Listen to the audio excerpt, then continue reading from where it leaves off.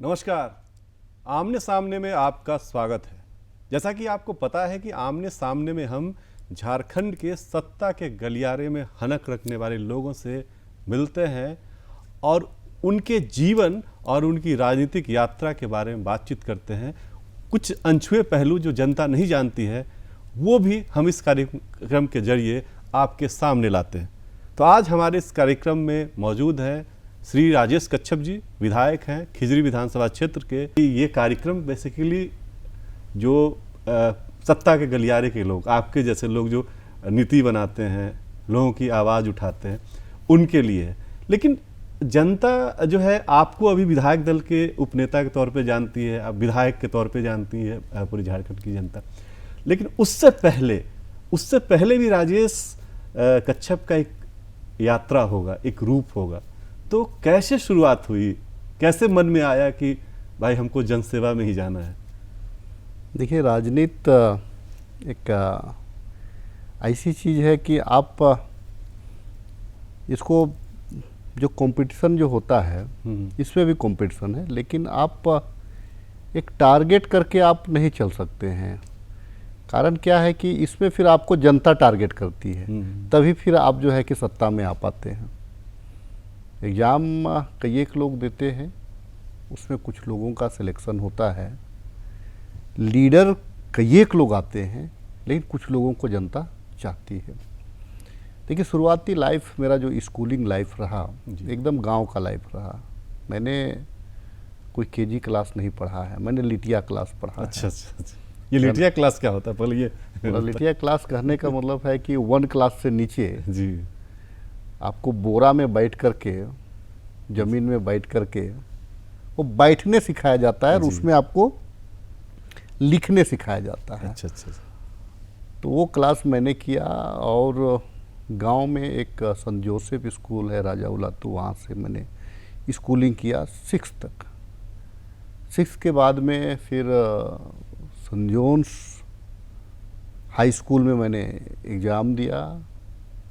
Sports quota से भी certificate जमा किया, वहाँ पे एडमिशन हुआ। उस टाइम में संत जोन्स में मुझे लगता है कि थोड़ा मारा मारी का रहा था। वहाँ से पढ़ने के बाद में फिर इंटरमीडिएट मैंने संत जेवियर्स कॉलेज से किया। उसके बाद में फिर स्नातक मैंने इतिहास पे, अच्छा। इतिहास सब्जेक्ट को लेकर के मैंने स्नातक किया। और उसी दरमियान में जो है स्कूल और ग्रेजुएशन के बीच का जो समय था, उसमें झारखंड आंदोलन के कई एक आंदोलन हुए हैं। अच्छा। तो उसमें डायरेक्ट इनडायरेक्ट हम लोगों ने पार्टिसिपेट किया। कई एक बार पुलिस का डंडा भी खाया, कई एक बार जो कैंप जेल है उसमें भी जाने का अवसर मिला। तो राजनीतिक जीवन सबसे पहले मुझे लगता है कि मैं आदिवासी छात्र संघ से, चूँकि ट्राइबल इशूज़ को लेकर के जुड़ा।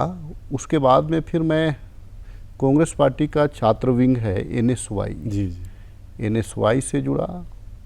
NSY से जुड़ने के बाद में भी तकरीबन मुझे लगता था कि नहीं, कहीं नौकरी वगैरह कर लिया जाए, चूँकि अभिभावक का, माता पिता का एक इच्छा था कि आप नौकरी करो।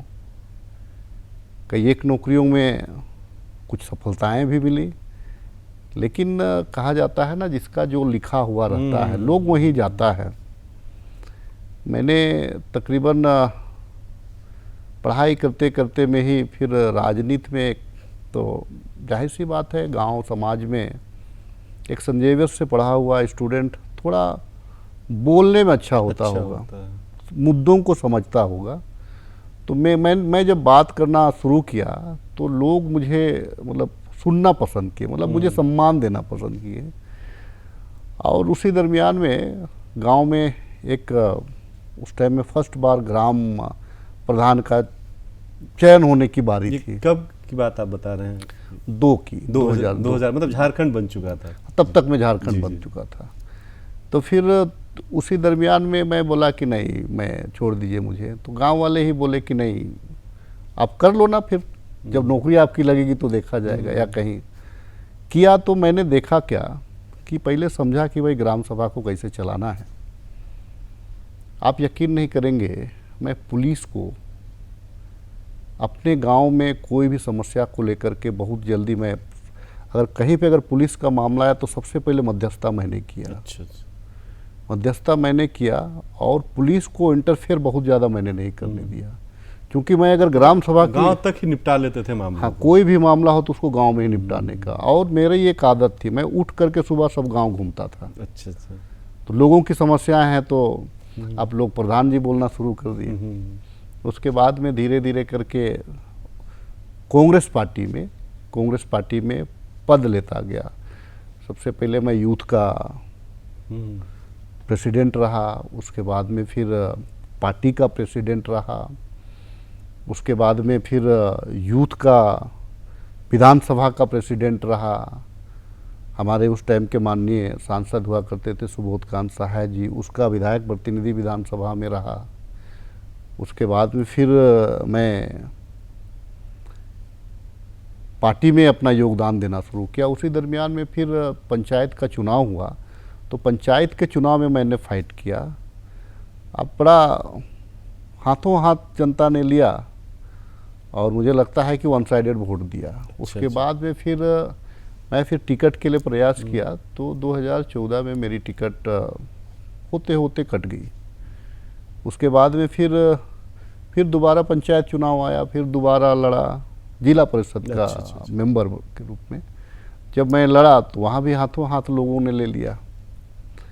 तो एक अधिकार को लेकर के लड़ने भिड़ने वाला ब्लॉक में उस दरमियान में कई एक बार पुलिस के साथ में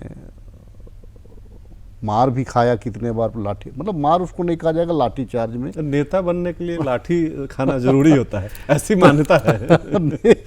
आपको कल की मान्यता थी, आज की मान्यता क्या है कि अगर सीजीएम साहब आपसे अगर गुस्साए हुए हैं तो आपका 2 साल अगर उसको सजा कर दिए तो फिर आपकी वो मेंबरशिप भी गई। तो वो था। तो कई एक आंदोलन, फिर पार्टी के प्रति समर्पण, और उसी दरमियान में लेकिन माँ बाप मुझे कभी भी मतलब स्टार्टिंग में बहुत सपोर्ट नहीं करते थे राजनीति से। देखिए होता क्या है कि एक ट्राइबल परिवार को आप देखेंगे तो नहीं राजनीति में नहीं। हाँ, देख रहे हैं कि भाई सन जोसेफ, सन जॉन्स, सन जेवियर में पढ़ा रहे हैं और ये जो है कांग्रेस का झंडा लेके घूम रहा है। हाँ, तो दुखी होंगे इस वजह से। तो वो उसमें भी एक मज़ेदार कहानी मुझे आज भी याद आती है कि मेरे पास में पिताजी मेरे एक एम्प्लॉय थे सीआईएसएफ में। अच्छा अच्छा। तो सीआईएसएफ में थे, तो था क्या कि हमारे साइड में अगर आप अभिवादन का एक ये है कि जोहार, ऐसे करके जोहार करते हैं हम लोग।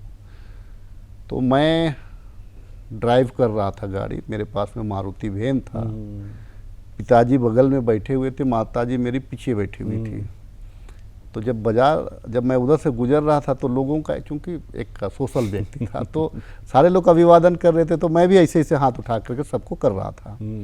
तो मेरे पिताजी भी उस टाइम में हाथ उठा रहे, तो मेरी माँ से रहा नहीं गया। बोलते मेरी माँ, चूंकि पति पत्नी का मामला रहता है उसमें, तो मेरी माँ बोली कि ये आपको देख करके आपको कोई पहचानता है? आप तो नौकरी करते हैं, बाहर रहते हैं, आपको कोई नहीं पहचाना, आपका बेटा को लोग अभिवादन कर रहा है। तो उस दिन में जब जोहार करने लगा तो पिताजी को लगा कि नहीं, बेटा कुछ कमाया है, मतलब समाज में की इज्जत, मान, प्रतिष्ठा, एक लीडरशिप कमाया है। उस दिन से थोड़ा थोड़ा सपोर्ट करने लगे। एक दिन बैठा करके बोले कि कुछ भी करो, मन लगा के करो, और जो कर रहे हो उसमें एक टारगेट फिक्स करके करो, लक्ष्य जरूरी है। तो फिर मैं धीरे धीरे बढ़ता गया। फिर आज तो उस समय आप जब ये राजनीति कर रहे थे, शुरुआत कर रहे थे, तो आपके विधानसभा क्षेत्र में एक बड़े नेता होते थे, साबना लकड़ा। आपको लगता था कि उन साबना जी के रहते हुए जो है आप कांग्रेस में मजबूत स्थिति में आ पाएंगे, टिकट ले पाएंगे? तो शंका, मतलब देखिए, मैं राजनीति में मेरे राजनीति गुरु के रूप में वो रहे हैं। अच्छा अच्छा। और कई एक नौकरियों को मैंने छोड़ा तो उन्हीं को लेकर के छोड़ा। अच्छा। वो मुझे कभी भी बोलते थे कि हमारे बाद में क्षेत्र को कौन संभालेगा। एक्चुअली ग्रामीण इलाका उस टाइम, अब शहर हो गया। अब तो शहर ही हो गया है, अब शहर हो गया है। उस टाइम में ग्रामीण था। मैं आपको बता दूं, साबना जी तो खुद खेती अपने आप करते, खुद करते, हाँ, विधायक होते हुए मैं कई बार उनके यहाँ मैं कई एक बार आपको रेलवे की मैंने नौकरी नहीं की जी, तो मैंने बोला कि जाते हैं नौकरी करते हैं, हम बाबा बोलते थे। हाँ हाँ बाबा, तो वही लाइन बोले कि अगर सभी कोई अगर नौकरी करोगे सिर्फ, हाँ, समाज को कौन देखेगा। सही, तो मुझे भी लगा कि मैंने बोला भी कि तो बाबा वो दादा है ना, मतलब हम लोग दादा बोलते थे, हाँ। प्रदीप अभी नहीं है दुनिया में। अच्छा जी, तो बोला कि नहीं नहीं उनसे नहीं हो पाएगा। तो फिर उसी में, लेकिन आते आते में गुरु के साथ ही कंपटीशन शुरू हो गया। सो, और मुझे आप यकीन नहीं करेंगे, जब वो मरणसा स्थिति में थे तो कई एक दिनों तक मुझसे कुछ मामलों को लेकर के बातचीत नहीं हुई। रिम्स में जब वो एडमिट थे, उस टाइम जेल में थे, तो रिम्स में एडमिट किया तो मुझे बुलाए फ़ोन करके। एक्चुअली उस टाइम में क्या था कि मैं उनको मिलता था, पाँव छू के प्रणाम भी करता था, तो रिस्पॉन्स नहीं करता, जवाब नहीं देते थे। जवाब। दूसरी तरफ तो मुझे भी अच्छा नहीं लगता था। बुलाए, और एक जिनको वो चाहते थे कि वो बढ़े, अच्छा अच्छा, 2 लाइन बोले थे वो कि उनको बोला कि मैं तुम्हारे रास्ते में सिर्फ फूल बिछाता रहा, तुम उस फूल में नहीं चल पाए, और राजेश के रास्ते में सिर्फ मैं कांटा बिछाता रहा, अवरुद्ध, इसका हर मार्ग को अवरुद्ध करता रहा, लेकिन हंसते मुस्कुराते रहा, और आज भी हमको ये गुरु मानता है और आज भी तुमसे ज़्यादा सम्मान करता है। और उसी दिन वो बोले, मरने से 2 महीना पूर्व में बोले कि जाओ बेटा, अब जो है कि ना इस चीज़ को तुम संभालो। क्या कि बहुत आसान चीज़ नहीं होता है ये पॉलिटिकल लाइफ जो है, देखने में आपको आसान लगता है, क्योंकि उम्मीदें बहुत ज़्यादा रहती है लोगों को, कंपटीशन बहुत ज़्यादा है, और कंपटीशन है, लोगों को उम्मीद भी है आपसे। किसी का नाली है, किसी का हेल्थ है, किसी का एजुकेशन है, किसी का खेती बाड़ी है, मतलब दुनिया का वो हर चीज़ जो इंसान करता है पॉलिटिक्स से जुड़ा होता है। तो आपको उस चीज़ का समाधान आपको निकालना पड़ता है। ये बड़ा टफ जॉब है। और मुझे लगता है कि इसीलिए, चूंकि मैं इसीलिए इस बात को कह रहा हूँ कि मैं जब राजनीति में आया, हमारे गांव में भी कोई रोड रास्ते नहीं थे, ना बिजली थी। मैं आपको बता दे रहा हूँ कि हमारे गांव में बिजली मैंने 2008 में लगवाया। अच्छा अच्छा, हमारे डिबरी युग में भी मैंने पढ़ाई किया, लालटेन युग में 8 में लगवाया, और रोड भी मैंने बनवाया उसी दरमियान में। उसी दरमियान में मैंने, उस टाइम में हमारे जो विधायक थे सावना लकड़ा जी, वो विधायक भी नहीं थे जी, तो उस टाइम के मैंने किसी प्रकार से जुगाड़ लगा करके सीएम से मिल करके, उस टाइम के तत्कालीन सीएम थे आपको मधु कोड़ा जी, मैंने उनसे जुगाड़ लगा करके फिर वो रोड, बिजली उस टाइम में बनाया। तो आप समझ सकते हैं कि राजधानी से महज 20 किलोमीटर दूर में भी बिजली नहीं, क्या स्थिति रही थी। अच्छा इलाका है, जबकि नामकुम हाँ, इंडस्ट्रियल इलाका है, नामकुम में इतना आर्मी बेस है। आप एक बात कर रहे थे कि कैसे सावना जी से आपका संबंध खराब हुआ, तो एक मुझे लगता है कि राजनीति में कब कौन जो है गुरु चेला को पटक दे, चेला गुरु को पटक दे, तो इससे जुड़ा हुआ कोई और अनुभव है कि आपके रास्ते में ऐसा नहीं कि कांटा नहीं, उसमें एक्चुअली सावना लकड़ा के अलावा मैं बात कर रहा हूँ, उसके अलावा आपके विधायक बनने के बाद भी जो है, मुझे नहीं लगता है कि लोगों ने फूल बिछाया, कांटे को ज़्यादा आपके लिए रखा है लोगों ने। देखिए बहुत सारे लोग जो हैं कि कॉम्पिटिटर बहुत सारे लोग थे, और उसमें मैं संगठन से जुड़ा हुआ व्यक्ति हूँ, और मेरी पकड़ जो है कि संगठन में शुरू से रही थी, चाहे पंचायत लेवल का संगठन हो, प्रखंड का हो या जिला का हो। तो जब कोई भी कार्यक्रम होता था तो उसमें राजेश कच्छप दिखता था, वो दिखता था। अच्छा। तो जो हमारे जो पॉलिटिकल उस टाइम के हमारे जो प्रभारी वगैरह जो थे, तो हमारे तेवर को लोग जानते थे कि मैं भिड़ने वाला लड़का था, भिड़ने वाला व्यक्ति था। तो उसमें भिड़ता रहा। और एक टाइम ऐसे आया कि जितने कॉम्पिटिटर मेरे थे सब एक साइड हो गए और मैं अकेले रहा। तो एक कार्यक्रम हुआ तो सारे लोगों ने एक साथ ताकत लगाया, तो जो पब्लिक, जितना पब्लिक उनके साथ में नहीं आया, उसका 2 गुना 3 गुना मेरे साथ में पब्लिक अकेले के साथ में वो दिखा। तो उसी दिन तय हो गया कि नहीं, अगर लड़ सकता है तो यही लड़ सकता है। लेकिन पैसा कहा था कि आजकल का चुनाव में पैसा बहुत अहम हो गया है। तो आपको कोई संकट का सामना करना पड़ा, क्योंकि कई जो हैं वो धन बल वाले लोग हैं आपके क्षेत्र में भी या कांग्रेस पार्टी में भी, तो आपको परेशानी हुई पैसे को लेके? देखिए, मैंने कहा ना एक बात को कि अगर आप किसी को टारगेट करते हैं तो कोई चीज़ एम टारगेट करते हैं तो आपका क्या नुकसान हो रहा है उसको आप मत देखिए, आपको उस टारगेट को कैसे अचीव करिएगा आपको उस पर फोकस करना है। और मैंने ठान लिया, मैं सोचता भी हूँ, आज भी मैं वही सोचता हूँ, मैं पैसे कौड़ी को बहुत ज़्यादा अहमियत नहीं देता हूँ। और मेरा एक सिद्धांत था उस टाइम में 2019 में जब चुनाव लड़ रहा था विधायक का, तो मुझे कहा गया था कि अगर आपको अपना बटन को भी गिरवी रखना पड़े तो आपको चुनाव अगर लड़ रहे हैं तो आपको लड़ना चाहिए। तो मैं उसी रूप में लड़ता था। तो और क्या कर्जा हो गया, मतलब आपको कर्जा हो गया या पिताजी का पेंशन या रिटायरमेंट का पैसा गया? मैं आपको या जनता से चंदा आपको आया? नहीं, जनता से भी आया है, वर्कर भी सपोर्ट किए। एक बार मुझे पिताजी जब रिटायर हुए 2012 में रिटायर हुए तो आप यकीन नहीं करिएगा, मुझे रिटायरमेंट का पैसा वो दिए थे 13 लाख रुपया। अच्छा। अब यकीन नहीं करिएगा, वो 13 लाख रुपया को मैंने व्यापार नहीं किया। अच्छा।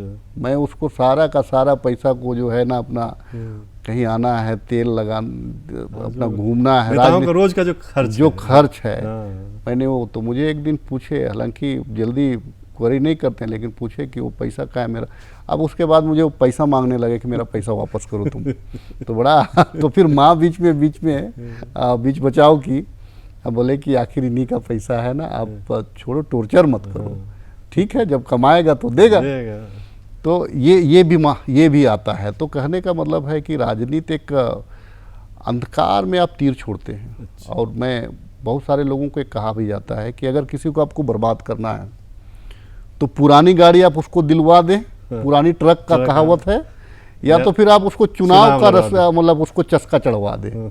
देखिए, कई एक सारे लोगों को मैंने देखा क्षेत्र में अपना जगह जमीन को बेच करके बर्बाद हो गया राजनीति करने। तो राजनीति को अगर आप कमाई का जरिया समझिएगा तो बर्बाद हो जाइएगा, और राजनीति को आप सेवा का भावना लीजिएगा और उसमें लोगों के दिल में अगर आप बैठिएगा तो आप सफलता पाइएगा। तो राजेश कश्यप को तो कोई चुनाव अभी तक हारना नहीं पड़ा है? नहीं, मैंने 4 चुनाव लड़ा है जी। कोई भी चुनाव में नहीं हारा हूँ। और ये चलिए, आप लोगों की कृपा, जनता का आशीर्वाद, और चारों चुनाव में अगर देखिएगा तो वन साइडेड ही लड़ता रहा हूँ। जी, मतलब ये आप सौभाग्यशाली इस मामले। लेकिन प्रधान जी जब विधानसभा पहुंचे विधायक बन के, तब क्या एक्सपीरियंस रहा उनका? देखिए, मेरा जो समझ है, जैसे मैं गांव को चलाता था, आज भी मैं विधानसभा को उसी रूप में चलाता हूँ। जी।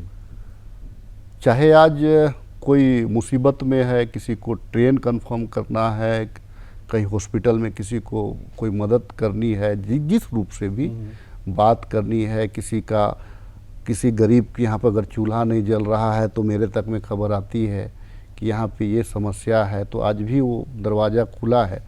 दूसरा चीज़ है क्या कि आज भी मैं इसको परिवार की तरह, देखिए राजनीति क्या है, हम सबसे पहले अगर घर को चलाते हैं, आप अगर घर को चलाते हैं तो आप घर के मुखिया हैं, तो आप सब कुछ को देखते हैं कि आपके पास भाई इतना पैसा है, भाई उसमें से आपको किस किस चीज़ को पहले करना है।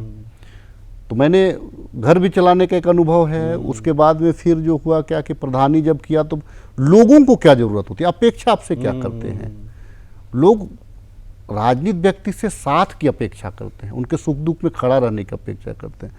तो सेम चीज़ है विधानसभा भी। जब मैं सदन में घुसा तो मैं इसी चीज़ को, आखिर जो मैंने प्रधानी किया, मैंने पंचायत में किया, जिला परिषद रहा, तो वो भी एक परिवार था और ये विधानसभा भी एक परिवार, थोड़ा दायरा बड़ा हो जाता। तो मैं आज भी उसी रूप में चलाने का प्रयास करता हूँ और बहुत कठिनाई नहीं होती है। केवल इतना है कि आप अपने जो कार्यकर्ता हैं, आपके जो लोग हैं या आपके जो फॉलोअर्स हैं, चाहने वाले लोग हैं, उनके प्रति आपका नज़रिया क्या है। लेकिन आपका जो एजेंडा था राजनीति में, हर नेता का एक एजेंडा है, वो एजेंडा लेके चलता है, तो वो एजेंडा कांग्रेस विधायक के तौर पे लागू कर पा रहे हैं या आपको दिक्कत होती है उसमें? नहीं, कांग्रेस पार्टी एक सबको लेकर के चलने वाली एक पार्टी है। इसकी मैं कांग्रेस पार्टी में क्यों हूँ, सबसे पहले मैं इसको एक्सप्लेन करना चाहूँगा, क्योंकि कांग्रेस पार्टी का आइडियोलॉजी मुझे पसंद है। कांग्रेस पार्टी मेरे अंदर में बसती है, क्योंकि कांग्रेस पार्टी का जो आइडियोलॉजी है वैसे मैं सोचता हूँ, मेरा समाज सोचता है, उस रूप में मुझे करने में बड़ा आसानी होती है। और आज भी मैं मेरे दरवाजे में कोई पार्टी मैंने नहीं रखता है, कोई भी आते हैं तभी तो फर्स्ट बार का जब 2014 में कैंडिडेट हमारी लड़ी थी कांग्रेस पार्टी की, वो तकरीबन 65,000 वोट से हारी थी। जब मैं लड़ा 2019 में तो मैंने उसको पाटते हुए 71,000 वोट एक्स्ट्रा लाया, मतलब कि फिर 6,000 से जीता। फिर दोबारा लड़ा तो फिर उस वोट को मैंने फिर 30,000 बढ़ाया, मतलब कि 1 लाख वोट का इजाफा हुआ। 1 लाख वोट का इजाफा हुआ, क्योंकि आप सबको साथ लेके, मतलब आपका कोई एजेंडा नहीं है कि जैसे है ना आरोप लगते हैं कांग्रेस वाले जो हैं केवल अल्पसंख्यकों की, क्रिश्चियन, माइनर, मुस्लिम, इसकी राजनीति करता है, और जो सरना आदिवासी हैं या जनरल जो लोग हैं उनकी राजनीति नहीं करी। तो ये आप उस एजेंडा में नहीं, आप मतलब आपकी राजनीति में ऐसा कुछ नहीं है। देखिए, मैंने कहा ना कि आइडियोलॉजी, तो जो बीजेपी है वो कहीं ना कहीं समाज को दो धड़ा में बांटने का, पर नहीं भाई, तुम हिंदू आइडियोलॉजी अलग है, मुस्लिम आइडियोलॉजी है, क्रिश्चियनिटी आइडियोलॉजी अलग है, तो ये उन लोग करते हैं, तो मैं उसको नहीं करता हूँ। आप मुझे देखेंगे कि जब क्रिसमस आएगा तो मैं हर चर्च में आपको नजर आऊँगा, और उसी में जब होली आएगी तो मैं पूरा होलियाना मूड में रहूँगा। दुर्गा पूजा आएगा तो मैं दुर्गा पूजा का ये में, जब ईद आएगा तो मैं ईद में पूरा आपको। कहने का मतलब है मेरे क्षेत्र में, खिजरी विधानसभा में, इस देश के ऐसे कोई जिला नहीं है जहाँ के नागरिक नहीं रहते, क्योंकि खिजरी विधानसभा इस रांची को चांद के आकार से घेर के रखा है, और उसमें साउथ के भी लोग हैं, नॉर्थ ईस्ट के भी लोग हैं, मतलब कि पूरे कॉस्मोपॉलिटन टाइप का आपका, हाँ बिल्कुल पूरा इंडिया के तमाम लोग, तो सबका सोच, सबका विचार। वो जो है साउथ का एक त्यौहार होता है, मैं उसमें भी जाता हूँ, बुलाते हैं लोग, तो है ओनम में मैं जाता हूँ, ओनम में जाता हूँ, लोग बड़ा खुश होते हैं कि आप आते हैं। लेकिन एक विधायक के तौर पे जो एक कई लोगों की शिकायत रहती है कि विधानसभा में जो वो मुद्दे उठाते हैं उसका समाधान नहीं होता है, और विधायकों की बात सुनी नहीं जाती है, कई बार तो हंगामे की भेंट चढ़ जाती है, और जो सवाल आते हैं उसका जवाब अफसर लोग नहीं देते। आपके साथ क्या अनुभव है? आपको सही उसमें मिल रहा है सब कुछ? आपकी जो सवालों का जवाब मिल रहा है, आपकी बातों को सुनी जा रही है, सरकार आपका जो एजेंडा है उसको मानती है, या सिर्फ विधायक के तौर पे आप हैं बाकी, लेकिन जो चाहते हैं वो नहीं हो पा रहा है? देखिए, एक चीज़ है जी कि जो सरकार है, मतलब झारखंड विधानसभा में 81 विधायक हैं, 81 एमएलए हैं, 81, तो 81 एमएलए हैं, तो उसमें सिर्फ 12 मंत्री हैं, बाकी तो सारे विधायक हैं। तो सारे विधायकों को अपने अपने क्षेत्र को लेकर के फाइट करना पड़ता है, और वो जरूरी नहीं है कि आपकी सरकार है तो आपका वो हर काम आपका हो जाए, क्योंकि वो जो मंत्रियां हैं, कैबिनेट जो है, उसमें उसको मंजूरी देता है या नहीं देता है, उस पर निर्भर करती है। आप संतुष्ट हैं? आने में इसीलिए संतुष्ट हूँ कि मैंने कहा ना कि ज़रूरतें अनंत हैं जी, ज़रूरतें अनंत है। अगर मैं रोड बनवा दे रहा हूँ तो 10 साल के बाद फिर उसको बनवाना पड़ेगा मुझे। देखिए, जो मूलभूत, जैसा कि अभी विस्थापन का इशू है, या जो ज़मीन लिए गए थे इंडस्ट्री के नाम पे, उसका कहीं और यूज़ हो रहा है, ये मुद्दा है, ये सब तो महत्वपूर्ण मुद्दा है पूरे राज्य तो का। इसमें मैं सरकार, जो अगर मेरी भी सरकार है तो देखिए, हर कुछ कैबिनेट डिसीजन नहीं कर पाता है, कुछ को अधिकारी करते हैं, तो अधिकारी तो सबके लिए हैं, तो अधिकारी से आपको तो भाई अपनी बात को मनवा, जो नियम संगत है। यहाँ के अधिकारी के काम से आप संतुष्ट हैं? अब तुम सरकार के बारे में तो आप नहीं कुछ बोलेंगे, लेकिन अधिकारियों के बारे में बता दीजिए, संतुष्ट हैं? नहीं, एक चीज़ है, मैं आपको बता दूं, हम लोग इस दिशा में बहुत प्रयास कर रहे हैं कि बहुत सारे अधिकारी ऐसे हैं जिनको झारखंड में रुचि नहीं है, वो सिर्फ पेट पाल रहे हैं जी, एकदम यकीनन मैं आपको बता दे रहा हूं, पेट पाल रहे हैं, मतलब सिर्फ नौकरी कर रहे हैं कि किसी प्रकार नौकरी करके कि भैया अपना फिर बिरिया बस्तरा समेट करके। जब तक आपको राज्य से प्यार नहीं होगा तब तक उस राज्य के लिए विशेष नहीं करिए। और अगर एक कलेक्टर अगर सिर्फ कुर्सी में बैठे रहेगा तो आप वो योगदान उसका क्या हो सकता है देश में या उस जिले में। आप जैसे बहुत सारे जो कलेक्टर होते हैं फील्ड में, सबका काम करने का अलग अलग तरीका अभी है। तो ब्लॉक में भी देखते हैं कि कई लोग शिकायत आते हैं हम लोग के पास कि न कर्मचारी मिलता है, न सीओ मिलता है, न कोई मिलता नहीं है। ये स्थिति अभी फिलहाल में ज़्यादा बढ़ी है पिछले 10 सालों में। देखिए, इस चीज़ को मैं स्वीकार करता हूँ कि राज्य बनने के बाद अगर यहाँ पे जमीनों का गोरख धंधा बहुत ज़्यादा हुआ है और उसमें सिर्फ उसमें किसान का कोई रोल नहीं है। जो बेचा है जमीन, आज भी वो एक पक्का मकान नहीं बना पाया है और एकड़ों एकड़ जिसका जमीन खत्म हो गया, लेकिन वो पक्का मकान नहीं बना पाया। बिचौलिए जो हैं पूरा पैसा वो गबन कर दिया। और किसके मिलीभगत से? आपको अंचल ब्लॉक के मिलीभगत से। पहले होता क्या था कि अंचल जाता था कि भाई वहाँ पे अगर किसी का अगर जमीन का बंटवारा हो तो अंचल के अधिकारी पहुँचते थे, आमीन पहुँचता था। लेकिन अब नहीं, अब वो सिस्टम को ही इतना हाईजेक कर लिया। मंत्री, आपका लोगों का काम है मंत्रियों को पर दबाव बनाना, सरकार पे दबाव बनाना। आप लोग वही बैठक भी किए थे, तो वो मंत्री भी अपना काम, मुझे नहीं लग रहा है कि रेवेन्यू मिनिस्टर का काम है ना भाई, उनके स्टाफ बैठ रहे हैं कि नहीं, तो इस पर आप लोग क्यों नहीं बात करते हैं? तो हम लोग बात करते हैं, उस पर भी लड़ते हैं हम लोग। अच्छा, लड़ते हैं। मैंने कहा ना, मैंने एक चीज कहा कि मैं प्रधान भी रहा, ग्राम प्रधान रहा, तो बहुत सारे ग्राम प्रधान हैं, लेकिन हमारा जो तौर तरीका था, मैंने कहा एक उसमें एक विशेष मुझे क्या संतुष्टि है कि भाई मैं दखल पुलिस को कभी देने नहीं दिया। तो हमारी वो विशेषता थी। मैं गांव को समझता था, लोगों को समझता था, और उस जो मुद्दे पे अगर झगड़ा है, कहीं पे अगर भाई भाई में लड़ाई है, तो उस चीज़ को मैं समझता था और निष्पक्ष उस पर न्याय करने का प्रयास करता था। इसीलिए लोग कोर्ट कचहरी नहीं जाते थे। आपको बहुत सारे दुश्मन भी हो गए होंगे, आपकी पार्टी में ही कई लोग आपके खिलाफ साजिश करते हैं, ऐसी खबरें आती है, एक घटना भी घटी। तक क्या राजेश कच्छप उससे डर गए हैं या वो आगे भी लड़ते रहेंगे? नहीं, मैं मेरे बहुत आज के तारीख में मैं राहुल गांधी का वो संघर्ष कि एक आदमी 4-4.5 हजार किलोमीटर, कोई छोटा यात्रा नहीं है ये, पैदल चला वो व्यक्ति, वो पैदल चला। किस लिए?